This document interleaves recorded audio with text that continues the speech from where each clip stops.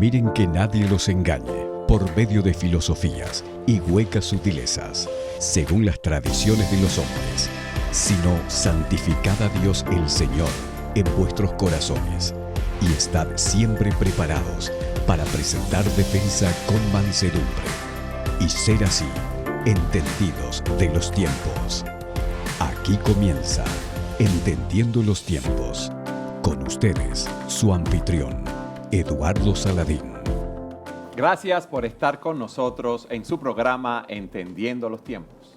El tema que estaremos tratando en este día es la amenaza islámica y sus repercusiones para América Latina. Y tenemos un invitado muy especial, César Vidal. César, gracias por estar con nosotros. Es un placer estar aquí. Y tenemos a nuestros coproductores, Sugel y Salvador, que hacía un tiempo que no estaban con nosotros, por lo menos tú, Salvador, que estuviste de viaje. Así es, pero contentos de estar otra vez acá en el programa con todos nuestros radioescuchas y televidentes. Tenemos un invitado muy prolífico. César es doctor en Derecho, tiene un doctorado en Historia, en Teología y Filosofía. Es periodista y es escritor y autor de más de 150 obras, en novelas, ensayos y obras de historia. César, ¿cómo tú conociste al Señor? Pues la verdad es que fue un proceso relativamente largo que concluyó hace 40 años. Este año hace 40 años que yo me convertí y que derivó sustancialmente de la lectura del Nuevo Testamento en griego y además yo diría que de una manera muy especial de la carta a los romanos.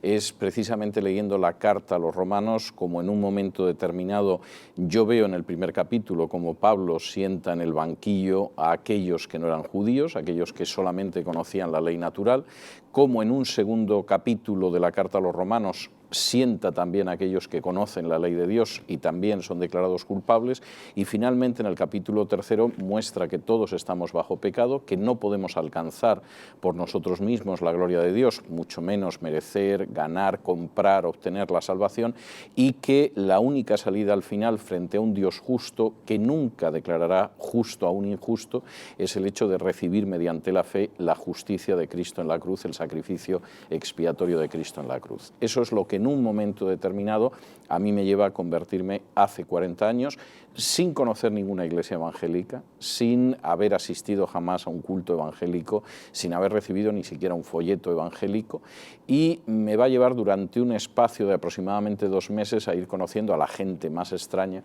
hasta que finalmente de manera providencial acabe dando con una iglesia evangélica y descubra que aquella gente cree exactamente lo mismo que yo he descubierto en la Biblia. Antes de leer ese Nuevo Testamento en griego, tú que tienes una vida intelectual muy prolífica, ¿qué tú pensabas acerca de la salvación? Bueno, vamos a ver, mi evolución es peculiar. Yo nazco en una familia católica, como en esos momentos yo creo que era pues, prácticamente el 100% de la población en España, casi poco menos del 100%. Además, gente que a diferencia de lo que sucede ahora, al menos sí practicaba algunos ritos y ceremonias. Todos los niños hacían la primera comunión, muchos nos confirmábamos, yo llegué a confirmarme, y aproximadamente a los 14 años, y a pesar o quizá por estar realizando el bachillerato en un colegio católico, yo encuentro que aquello no me satisface, aquello me resulta demasiado rutinario, demasiado frío, demasiado muerto desde muchos puntos de vista. Y en esos momentos, con 14 años, yo conozco a los Testigos de Jehová. Y llegan a mi casa no llegó nadie más que los Testigos de Jehová predicando algo distinto de la Iglesia Católica, y en ese momento yo entro en los Testigos de Jehová, donde permanecí casi 5 años. La salida se produce por 2 razones. Por un lado está el hecho de que yo empiezo a leer el Nuevo Testamento en griego y empiezo a descubrir que la versión de los Testigos de Jehová ha ido falseando textos de la Biblia, lo cual a mí me parece una muestra absolutamente inaceptable de falta de honradez espiritual.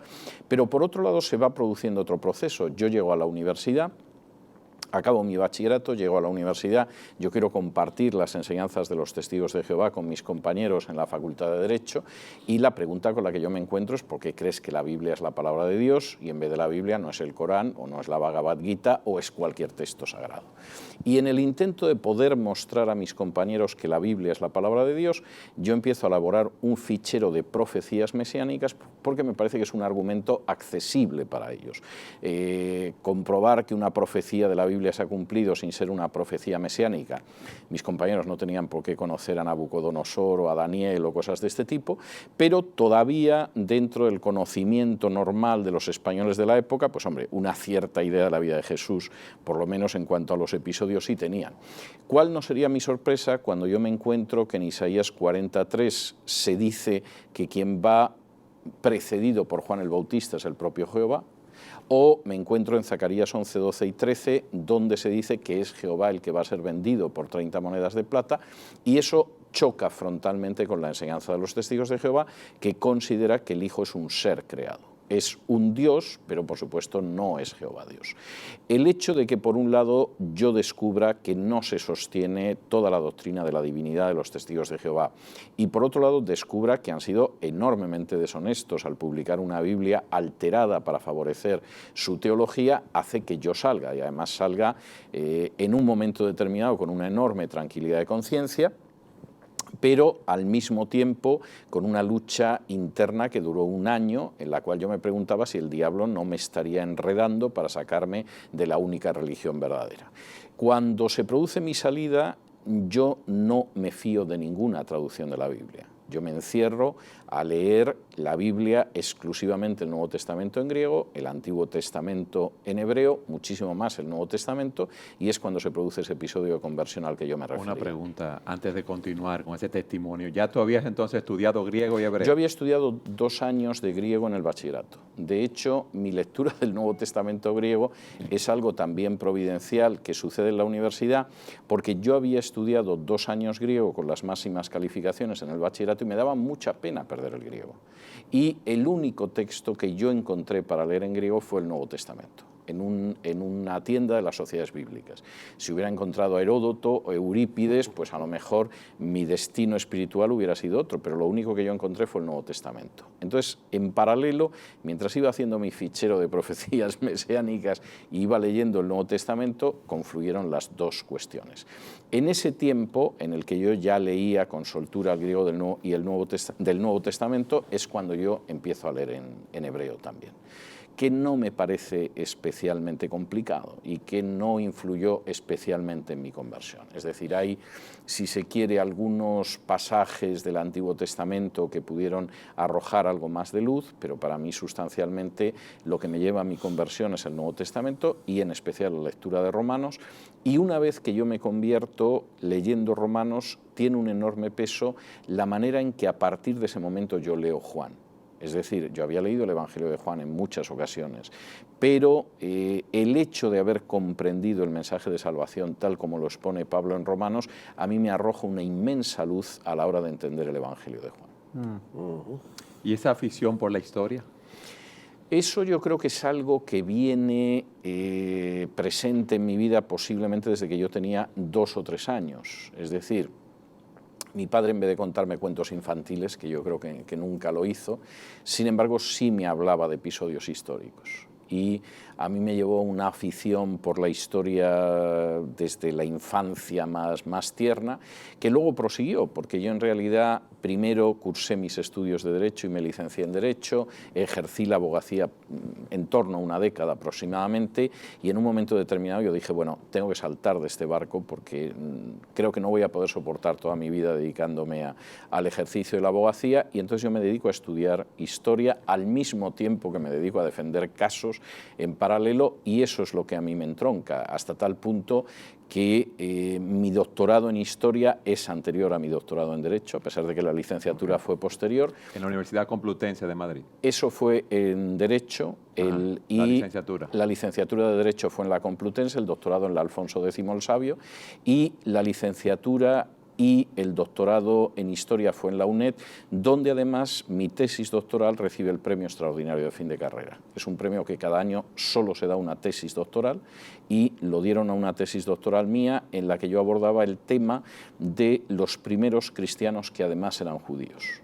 Y de hecho la tesis se titula El judeocristianismo palestino de Pentecostés a Jamnia y ahora mismo todavía se encuentra publicada en algún ejemplar de segunda mano con el título de Los primeros cristianos. Es una tesis extensa de casi 900 páginas donde se cubre la historia, la teología e incluso la arqueología, porque durante el siglo I los primeros cristianos que vivían en la zona de Palestina llegaron a tener sobre todo sinagogas en las que, por ejemplo, esos lugares de reunión contaban con bautisterios, por supuesto bautisterios para adultos que se conservan en algún caso. Algo de eso ha quedado arqueológicamente, mi tesis tenía una parte dedicada a la arqueología también.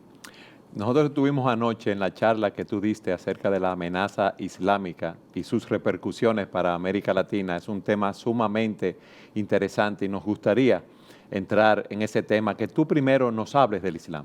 Bueno, vamos a ver, el Islam plantea un problema de comprensión que hay que explicar a la gente para que no se pierda, porque cualquiera que se ponga a leer el Corán en un momento determinado se va a sentir en medio de una selva en la que no sabe cómo desplazarse.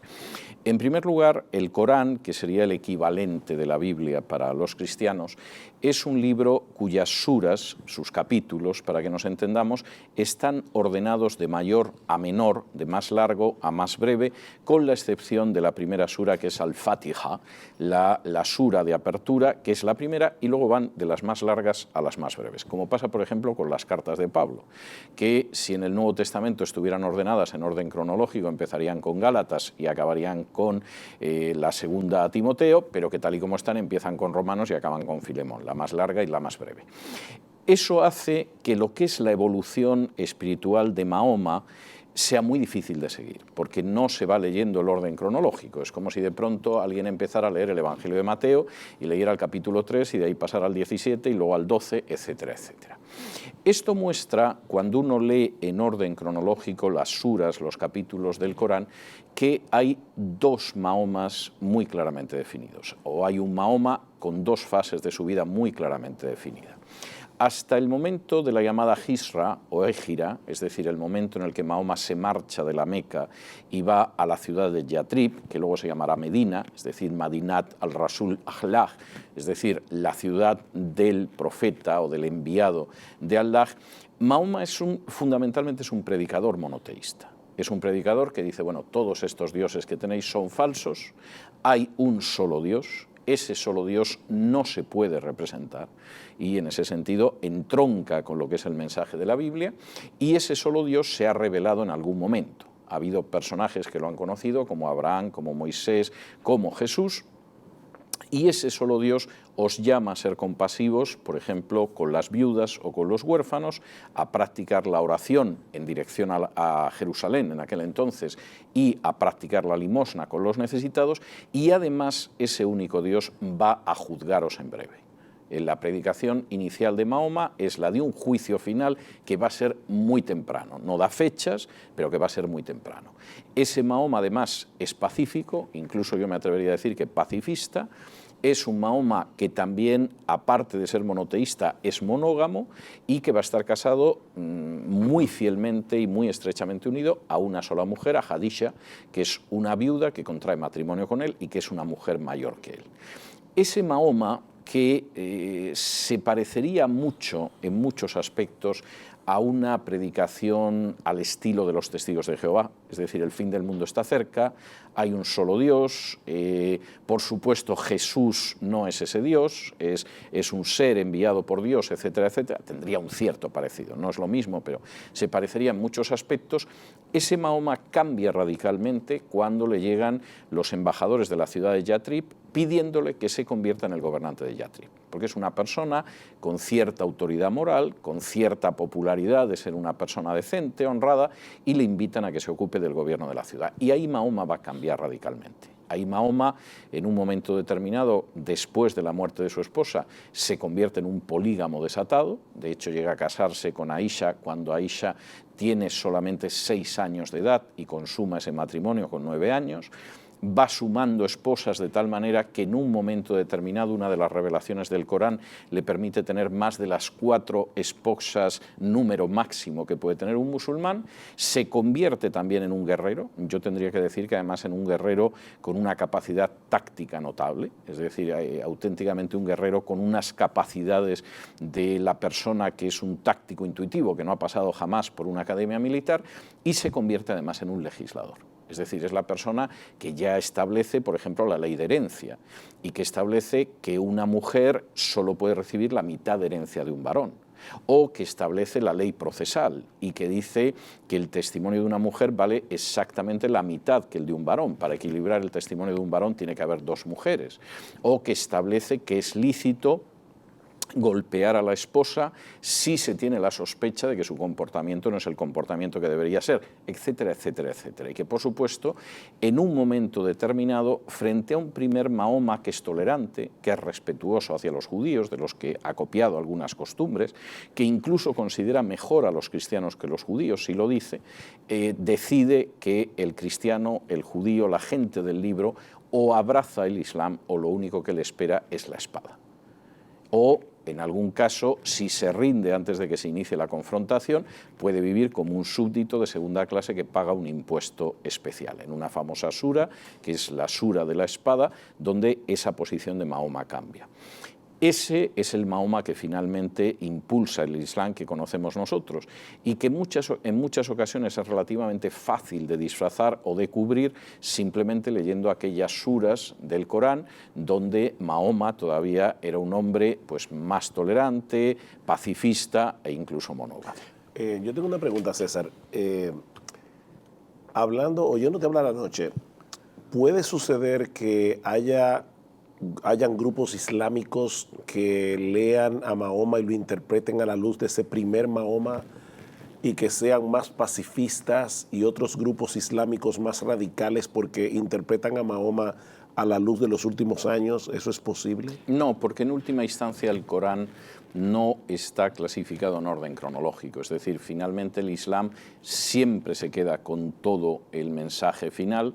Y evidentemente la parte final de Mahoma tiene una enorme importancia porque es lo que convierte el Islam en una religión arábiga que va a saltar inmediatamente a todo el mundo, y porque además el Mahoma guerrero es esencial. Es decir, yo te pregunto porque muchas personas, ¿verdad?, para cuidarnos de la islamofobia, dicen no, pero hay muchos musulmanes que son pacíficos, que no creen en la yihad. ¿Puede haber un musulmán pacífico a pesar de ser musulmán, pero no por serlo? Tenemos que ir a una pausa. Tenemos que ir a una pausa. Está bien. Siga con nosotros en su programa Entendiendo los Tiempos.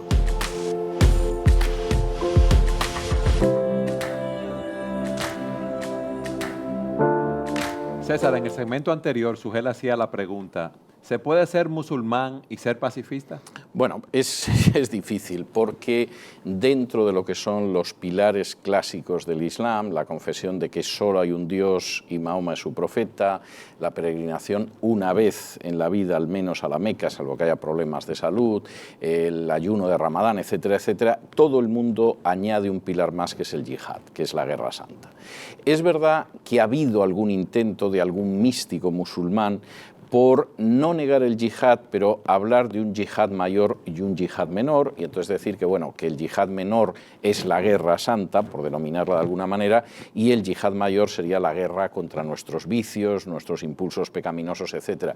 Pero eso es algo que está ligado indisolublemente al Islam. Hay algún caso también, pero de nuevo es la excepción que confirma la regla, de algún musulmán que ha sido específicamente no violento. Por ejemplo, uno de los amigos de Gandhi era un musulmán de la zona de India que ahora se conoce como Pakistán, que era no violento. Pero esto es algo absolutamente excepcional, es algo que choca con el Islam. Y de hecho el Islam tiene una propensión a la violencia que se puede comprobar viendo simplemente el mapa del mundo, es decir, uno contempla el mapa del planeta y aquellas zonas que son frontera con el Islam generalmente son zonas de conflicto bélico, lo cual no es casual, obedece a una cosmovisión muy concreta. Una pregunta que le hacía fuera de cámara era, ¿cuál es la composición del mundo islámico en el sentido de la unidad que puede haber entre ellos? Nosotros vemos el catolicismo y podemos quizás mirar que tienen a un jerarca y que hay bastante unidad, ellos se llaman una iglesia única, y que quizás es el mismo caso también, no es así en la Iglesia Católica, sabemos la diversidad que hay, pero quizás miramos el Islam de la misma forma como si fuera un conjunto muy uniforme, pero no ¿es lo así? No, no lo es. Vamos a ver, el Islam está tremendamente fragmentado. Alguno diría que afortunadamente fragmentado, porque si no sería una fuerza verdaderamente colosal, todavía mayor de lo que es hoy en día. Por regla general, la gente identifica Islam con árabes y además con una unión absolutamente monolítica. No es así. Es decir, de hecho, el país islámico mayor que existe es Indonesia, que no es árabe y que no habla el árabe. Posiblemente uno de los países musulmanes más activos a día de hoy es Irán, que no son árabes, son arios, aunque a la gente le cueste creerlo, racialmente son igual que los suecos, los noruegos o los alemanes. Su lengua además no es el árabe, es el farsi o el persa, si se prefiere, e incluso tiene una visión del Islam que es minoritaria, que es el chiismo, que viene a cubrir aproximadamente como el 10% de los musulmanes de todo el mundo. Es decir, es una visión muy fragmentada en términos generales, aunque coincida en esos pilares clásicos. Incluso el propio Corán no es igual en el chiismo que en el sunismo, que es el 90% de los musulmanes. En su mayoría sí, pero por ejemplo hay aleyas, versículos del Corán que aparecen en las versiones chiíes que no están en el Corán suní y que son generalmente aleyas que hacen referencia a la legitimidad de Alí como sucesor de Mahoma. O sea, algo que le da un distintivo a ese grupo en particular. Sí, le da un distintivo y hay incluso prácticas que son distintas. Por ejemplo, una de las prácticas más curiosas es la mutta. La mutta es el matrimonio temporal.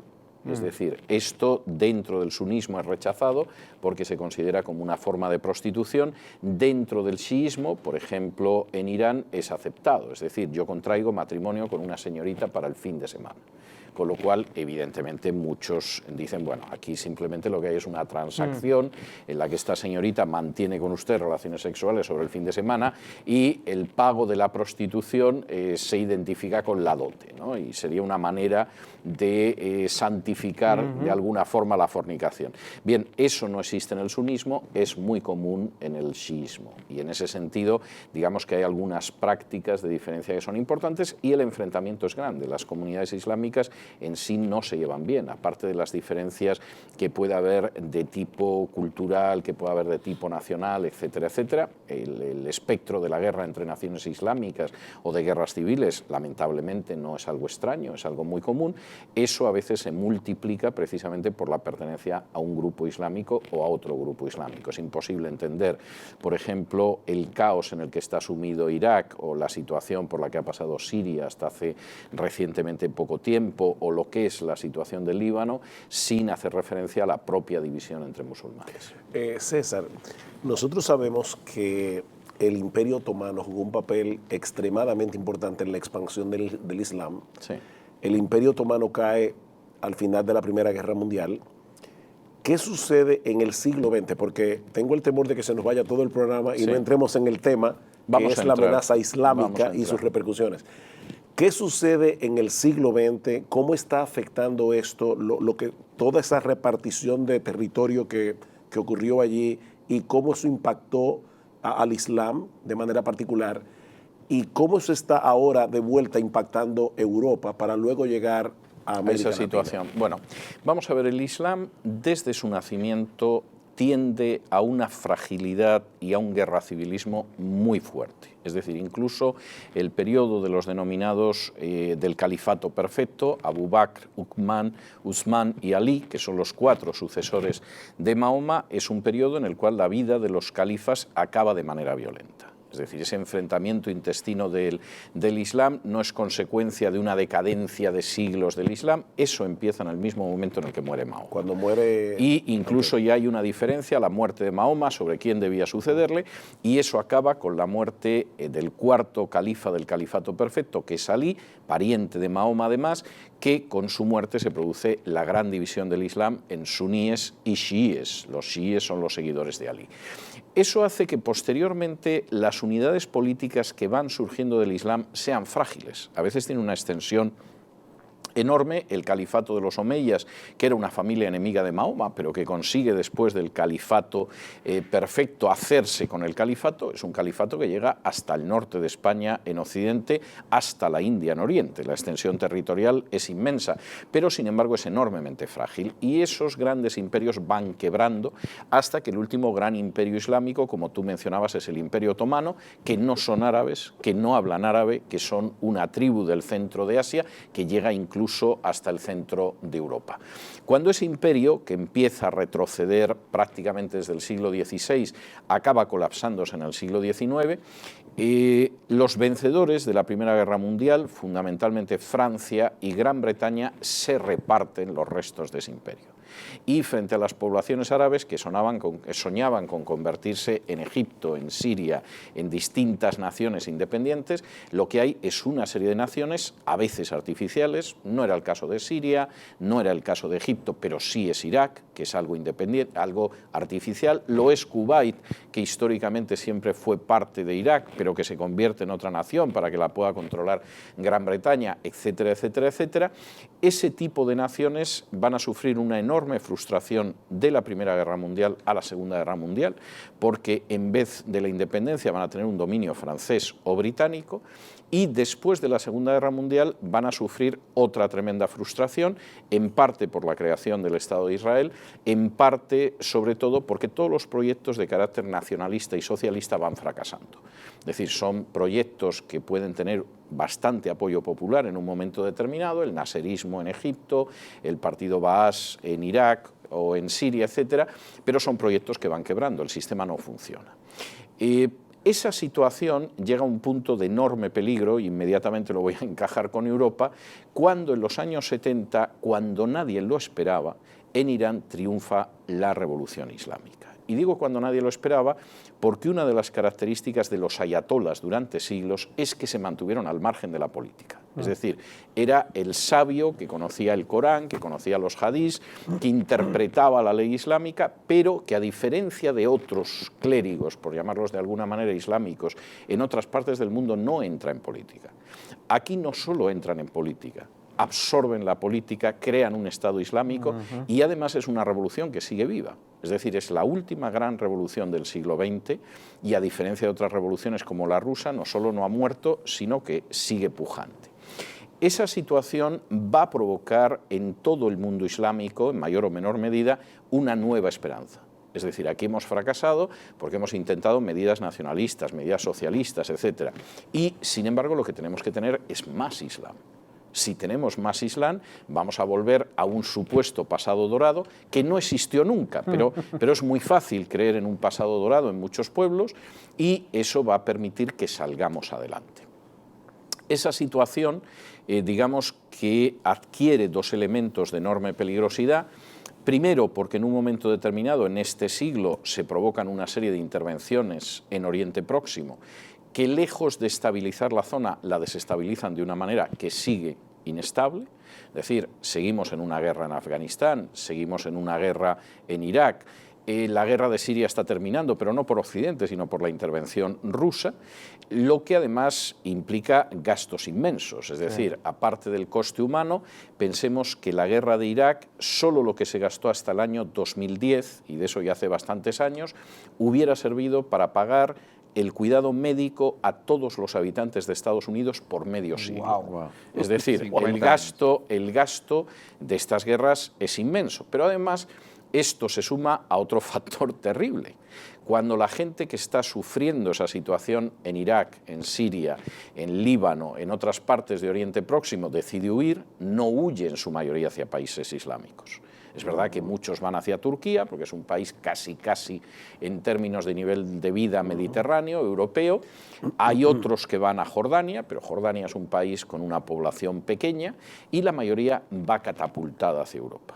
Y ahí lo que se produce es una situación de enorme gravedad, porque ahora mismo con esa emigración islámica prácticamente de puertas abiertas que va llegando a Europa, algunos de los países más ricos, más estables, con más conquistas sociales, por decirlo de alguna manera, de Europa, como es el caso, por ejemplo, de Suecia, están al borde de convertirse en estados fallidos. Es decir, Suecia, que muchos la hemos podido contemplar en nuestra mocedad como el paraíso socialdemócrata, es un país ahora mismo a punto de convertirse en una nación fallida, porque 8 millones de habitantes no pueden soportar una inmigración descontrolada, y ese es el miedo que tienen en Austria, es el miedo que tienen, por ejemplo, en Hungría, y es el miedo que deberían tener en España y que no tienen dentro de una corriente muy irresponsable.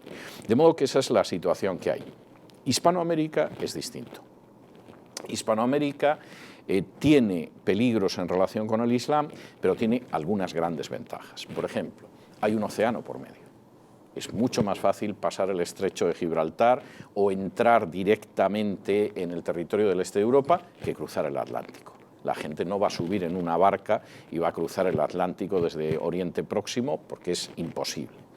Hispanoamérica no tiene zonas territoriales que los musulmanes consideren ocupadas, no de momento.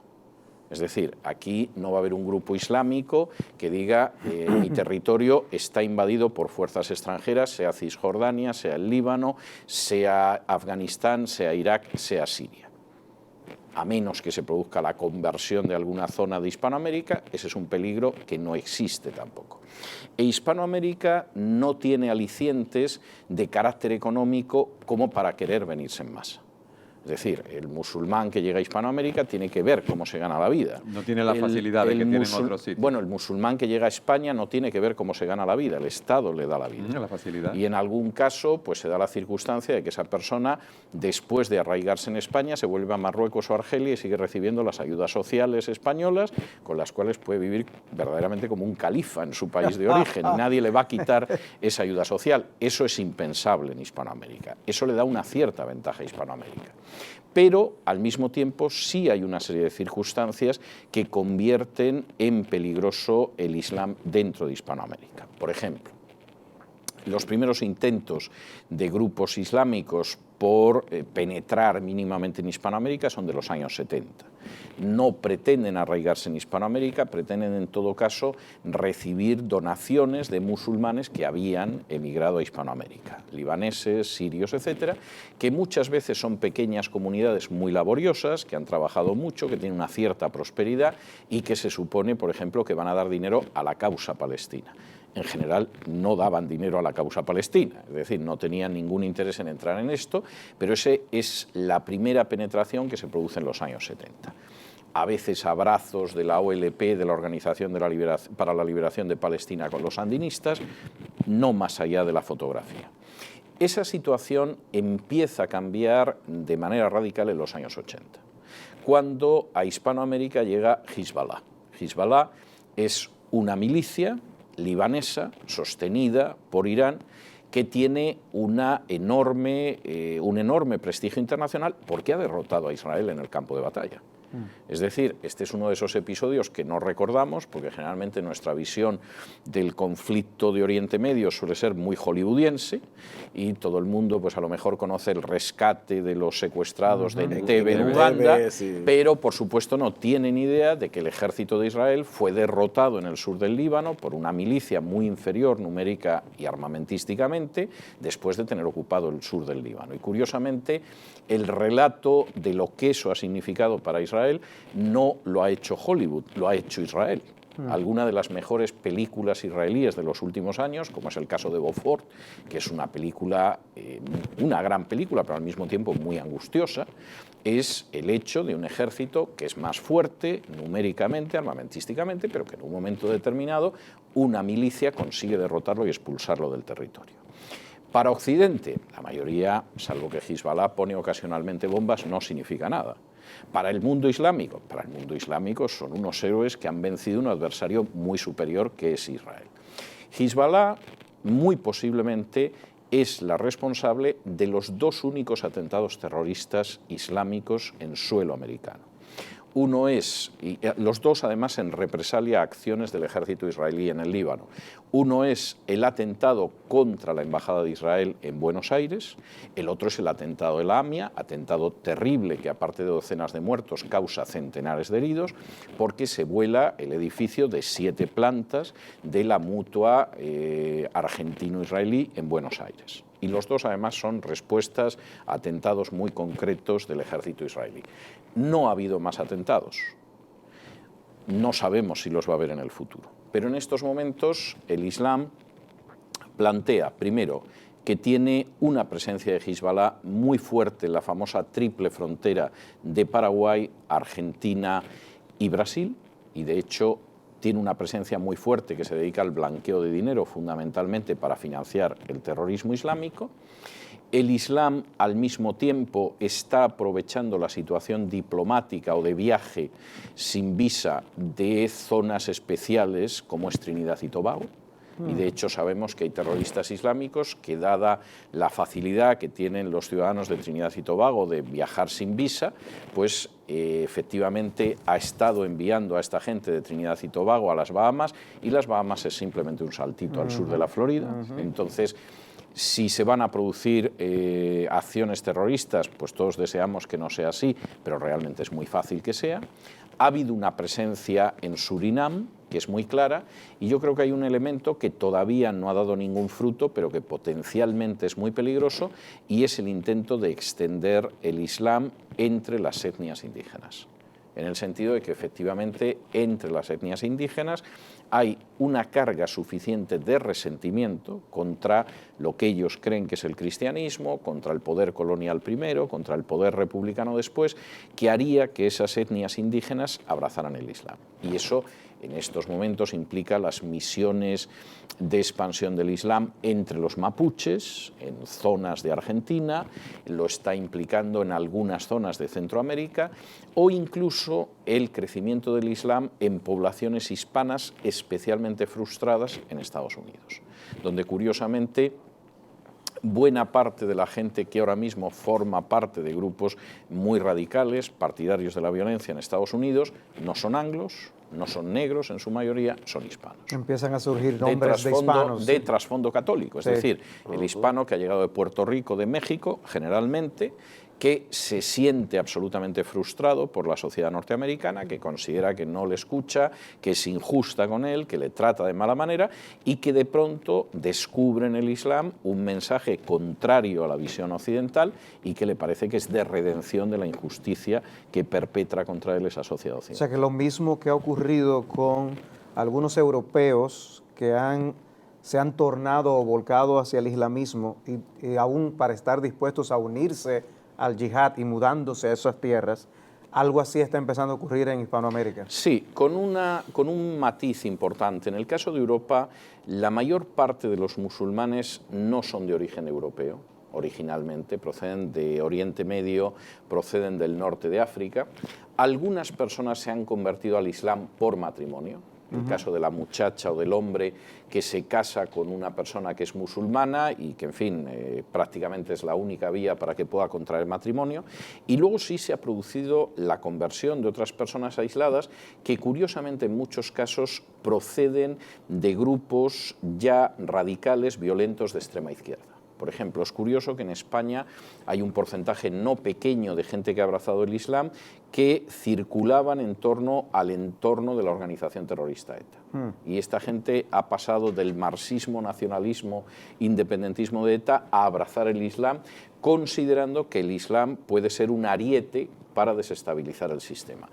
Yo creo que una de las cosas, y este es un elemento muy peligroso, pero una de las cosas que a mí me llamó más la atención en el caso del que fue secretario general del Partido Comunista Español, Santiago Carrillo, del que abriendo un pequeño paréntesis, yo descubrí documentación en los archivos soviéticos que demostraba que era el responsable del asesinato a sangre fría de millares de inocentes, lo cual no estableció unas buenas relaciones entre el Partido Comunista y mi modesta persona, pero yo, que en su día encontré estos documentos en archivos soviéticos, los traduje al español, los publiqué en algunos de mis libros, en una de sus últimas intervenciones, en una entrevista que le hacen a Santiago Carrillo, hay un momento en que el entrevistador le dice, bueno, usted que fue socialista cuando era jovencito, ¿ha vuelto al Partido Socialista? Y él dice, no, yo sigo siendo comunista. Y entonces el entrevistador le dice, bueno, pero vamos a ver, si el comunismo se ha caído en la Unión Soviética, ya no hay regímenes comunistas en el este de Europa, ¿quién va a impulsar el comunismo? Si no existe el proletariado. Y él dice, el Islam. Wow. Y entonces esta persona dice, pero bueno, el Islam, que es una confesión religiosa, y dice, bueno, mire usted, ya Marx supo ver el carácter revolucionario de ciertas formas religiosas. Entonces, en buena medida, la manera positiva que existe en un sector de la izquierda más extrema hacia el Islam está en el hecho de que de pronto han llegado a la conclusión de que en una sociedad sin proletarios, como es la sociedad de Europa, el elemento revolucionario pueden ser las masas de musulmanes frustrados que además crecen extraordinariamente. Por ejemplo, en el caso de España, el crecimiento demográfico de los españoles es de un 1.1. El de los musulmanes en España es de un 8.1. Wow. Sí. César, vamos a una pausa para Muy que bien. tú nos expliques eso en el próximo segmento. Muy bien. Siga con nosotros en su programa Entendiendo los Tiempos.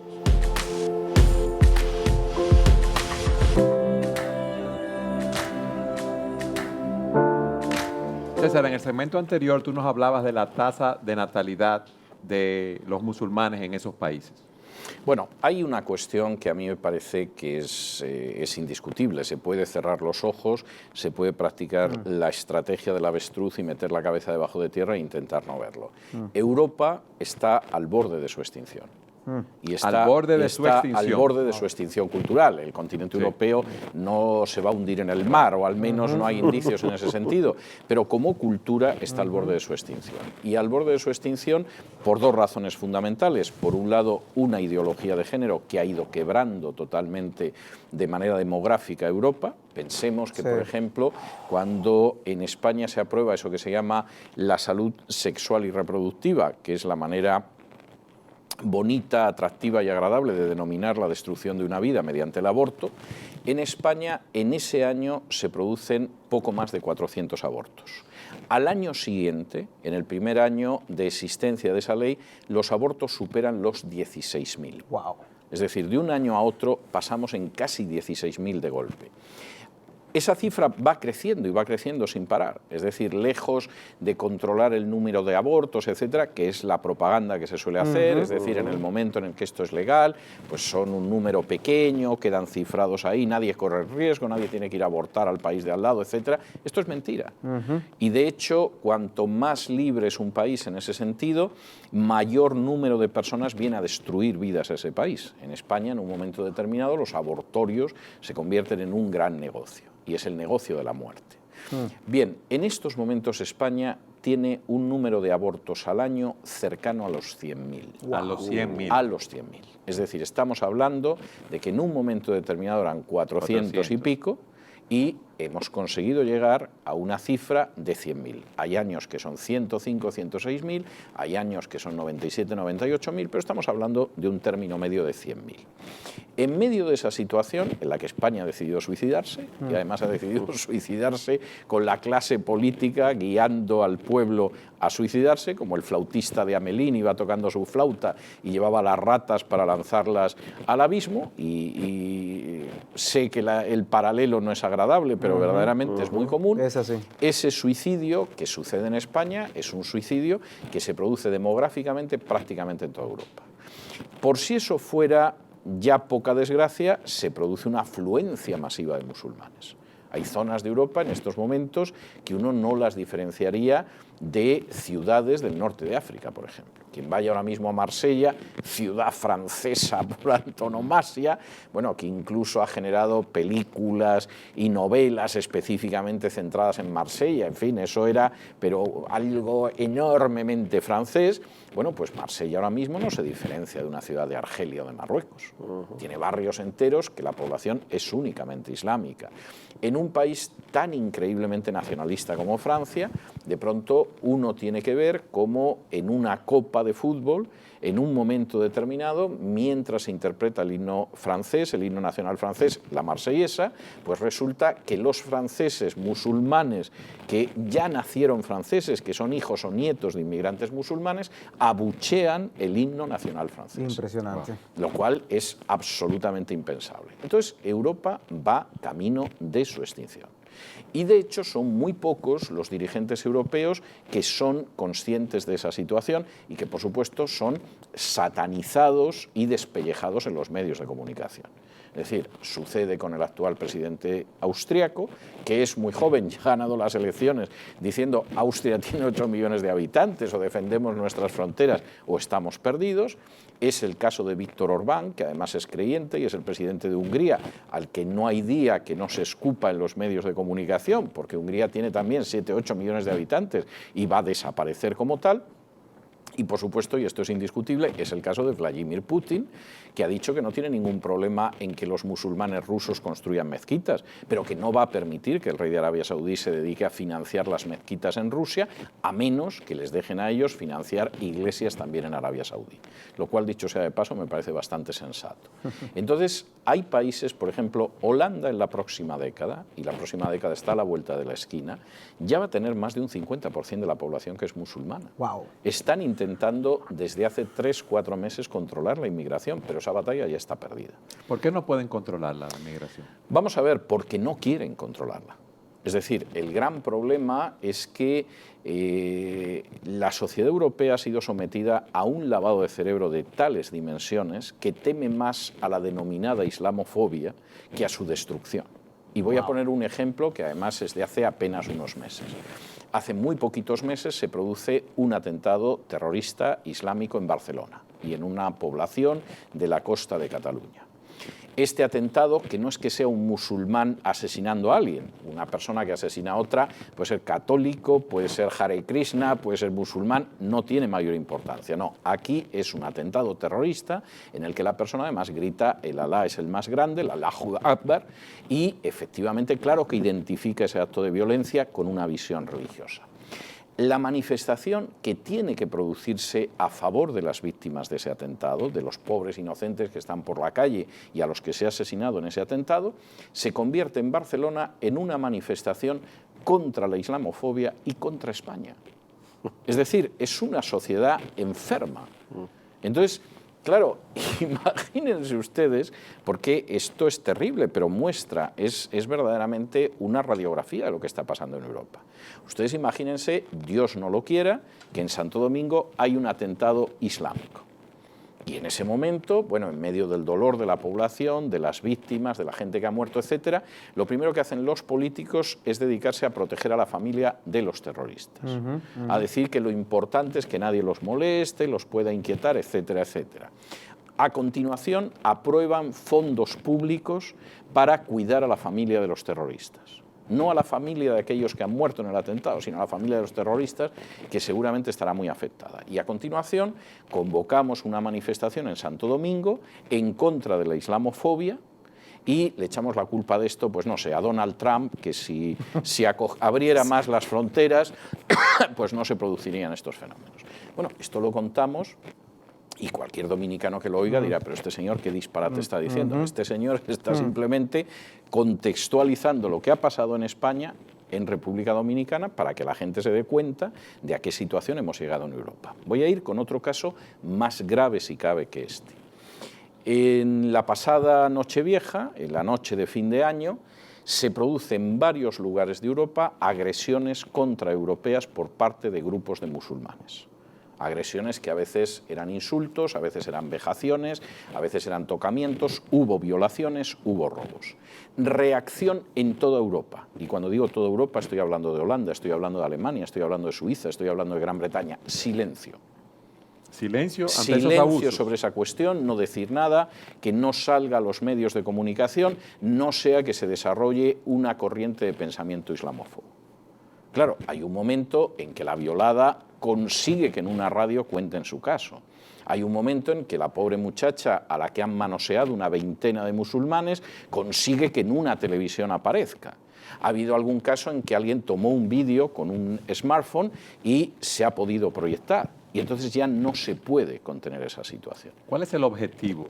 Yo creo, vamos a ver, yo creo que hay varios aspectos aquí. Es decir, primero, por un lado, no cabe la menor duda de que en términos generales la clase política europea, con algunas excepciones de algunos personajes, ha perdido la cabeza. Es decir, está yendo hacia el final de su cultura y lejos de intentar defender eso, todavía pisa el acelerador del automóvil a más velocidad. Eso es obvio.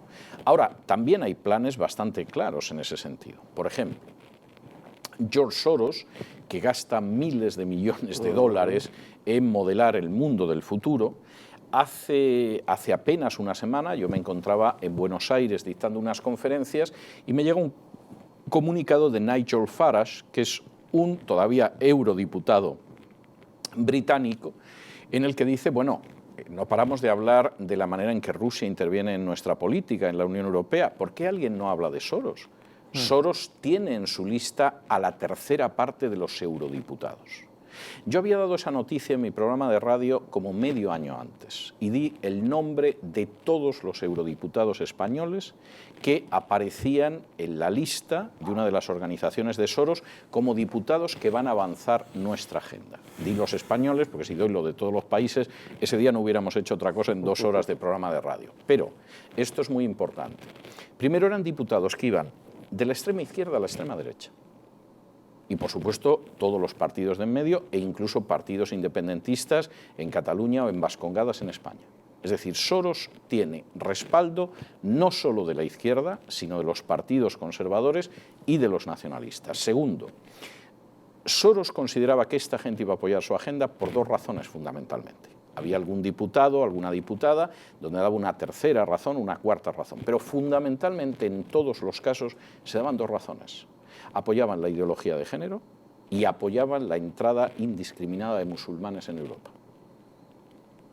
Porque es difícil de ver cómo una cosa puede unirse con la otra, porque si tú quieres ir eliminando la tasa de natalidad, pero al mismo tiempo quieres incentivar el islamismo. Bueno, pues llegas a una sociedad distinta y, en teoría, más fácil de manejar que la sociedad que existe ahora. Y que va a ser una sociedad diferente. Bueno, pero para dejarles con una inquietud que les impida dormir esta noche, imagínense, por ejemplo, que en un momento determinado, entre los planes de gente ilustrada, como puede ser Rockefeller o Soros, que se dedican a hacer esto en Europa, alguien decide que va a hacer lo mismo con la República Dominicana. Y lo que vamos a hacer en primer lugar es conseguir que la República Dominicana sufra un descenso de su tasa demográfica, porque vamos a inyectar las leyes de ideología de género, y a continuación, como sus fronteras son porosas, hacemos que los haitianos entren en masa en la República Dominicana. La República Dominicana no resiste más de 20 años esa situación. De acuerdo. Y lo que aparece es otra cosa distinta. Si además en un momento determinado, como parece ser, pues hay un sector de los haitianos que va también en la dirección del Islam, la situación que se puede crear en el Caribe ahora parece una novela de ciencia ficción, pero desgraciadamente puede ser real. Eso en Europa ya es real. Y le añadimos que estamos tan endeudados que el país también puede entrar en hacer arreglos convenientes para poder aliviar esa deuda, permitiendo que alguna de esas agendas... por las presiones internacionales. Vamos a ver, esto no tiene duda. Es decir, hay multitud de ayudas internacionales que dependen de las Naciones Unidas, del Fondo Monetario Internacional, del Banco Mundial, que se condicionan a aceptar la ideología de género. Es decir, si usted quiere recibir ahora un préstamo para el desarrollo, un crédito blando para pagar su deuda, etcétera, etcétera, eso implica que usted va a incluir en su legislación la ideología de género. ¿Qué significa eso? Significa la desaparición de las naciones-estado, significa la desaparición de la cultura que conocemos, significa la creación de una sociedad totalmente ovejunizada, si me permiten la expresión, es decir, un inmenso rebaño que ya no tiene identidad nacional, que no tiene una identidad cultural, que no cuenta para defenderse con esa trinchera que soporta guerras, revoluciones y terremotos, Correcto. que es la familia, Sí. y que no va a tener tampoco nada a lo que asirse espiritualmente, porque teóricamente también habremos silenciado de paso el cristianismo y la cosmovisión del cristianismo. Exacto. Y esto, por supuesto, se puede implementar en el Caribe y se puede implementar en Austria o en Holanda o en Hungría. Suena bastante desesperanzador el panorama, la descripción. ¿Qué podemos hacer? Bueno, esta es la cuestión. Yo creo que hay varias cosas que se pueden hacer. La primera, darse cuenta de cuándo nos engañan. Es decir, cuando uno va al inicio de la Biblia y va al libro de Génesis, se da cuenta de que toda la desgracia del género humano empieza cuando el género humano que existe entonces se deja engañar por el diablo.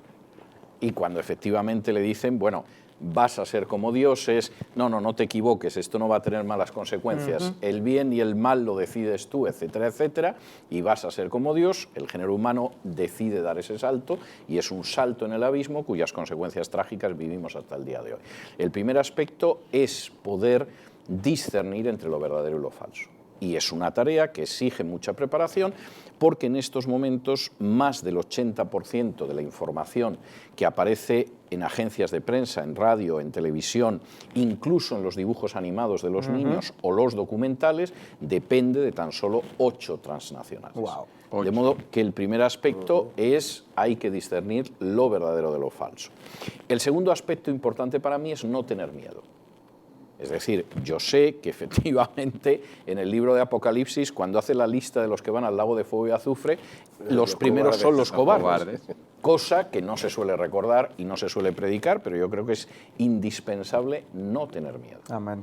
Y en tercer lugar es el hecho de confrontar esa situación y confrontarla a partir de las comunidades locales, de las iglesias locales y de una manera que efectivamente pueda alertar. Es decir, implica recuperar y cumplir con nuestro llamamiento de ser la sal del mundo y la luz del mundo. Y esa es la única salida. Y la alternativa es ver cómo desaparecemos. Ahora, no quiero ser alarmista, apocalíptico, etcétera. Estos son realidades objetivas. Es decir, uno sabe lo que va a ser la población de Holanda, y Holanda en la próxima década va a tener una mayoría musulmana. Y esto sucede en Bélgica, es otro país que prácticamente va a desaparecer. Bruselas, que es la capital de la Unión Europea, es una ciudad islámica en estos momentos. Uno va paseando por Bruselas y parece que va paseando por Marruecos. Y esta es una realidad innegable. Y este fenómeno no se va a limitar a Europa. Es decir, seguramente empieza en Europa porque hay una serie de condiciones geoestratégicas que favorece que empiece en Europa. Pero este fenómeno lo estamos empezando a vivir también en el caso de Hispanoamérica, en el cual el papel del Islam puede ser mayor o menor. Es posible que el papel de ariete, de misil contra la estabilidad, pueda venir más bien por la utilización de comunidades indígenas, de sectores resentidos de la sociedad, etcétera, etcétera, y por supuesto va a venir acompañado de la implementación de la ideología de género. Bueno, ya aquí hay algunas mezquitas que están llegando a sectores de pobreza, precisamente para empezar a incidir de esa manera. Y también en Haití está ocurriendo lo mismo. No importa qué tan negros sean esos nubarrones, nosotros sabemos que en Cristo nosotros somos más que vencedores y tenemos la esperanza. Y hay un elemento que a mí me parece muy importante y que la Biblia lo dice con mucha claridad. Cuando el Señor abre, nadie puede cerrar. Amén. Y cuando Él cierra, nadie puede abrir. Amén. Y no solo dice la Biblia, yo tengo que decir modestamente que es mi experiencia de 40 años de creyente. Amén. Es decir, cuando efectivamente el Señor cierra una situación, no hay quien abra eso. Y cuando Él la abre, es imposible cerrar. Amén. César, gracias por haber Ha sido estado un con placer. nosotros. Y a ustedes, gracias por haber estado con nosotros en su programa Entendiendo los Tiempos. Entendiendo los Tiempos es una producción de Gracia TV, un ministerio de Iglesia Bíblica del Señor Jesucristo, grabado en los estudios de Gracia TV en Santo Domingo, República Dominicana. Si está interesado en la transmisión de este o varios programas, comuníquese con nosotros a entendiendolT@gmail.com.